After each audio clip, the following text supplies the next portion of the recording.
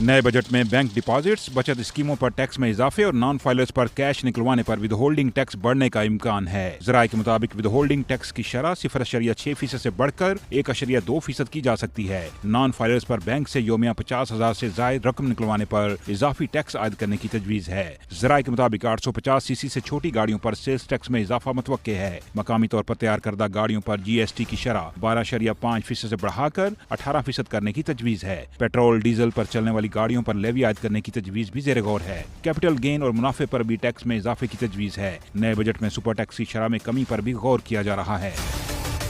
नए बजट में cash transactions की हौसला शिकनी के लिए अहम तजावीज शामिल की जाएंगी। टैक्स चोरी रोकने के लिए पेट्रोल पंप पर कैश अदायगी की सूरत में 3 रुपए इजाफी वसूली की तजवीज है। मैन्युफैक्चरर्स और दरामद कुनिंदगान नकद फरोख्त पर 2% इजाफी टैक्स वसूल कर सकेंगे। टियर 1 रिटेलर्स पर नकद खरीदारी पर भी इजाफी टैक्स आयद करने की तजवीज है। रेस्टोरेंट्स पर पहले ही डेबिट क्रेडिट कार्ड से अदायगी पर टैक्स छूट है। हुकाम वजारत खजाना के मुताबिक नए बजट में तनख्वाहदार तबके को महंगाई के तनासुब से रिलीफ देने की तजवीज है।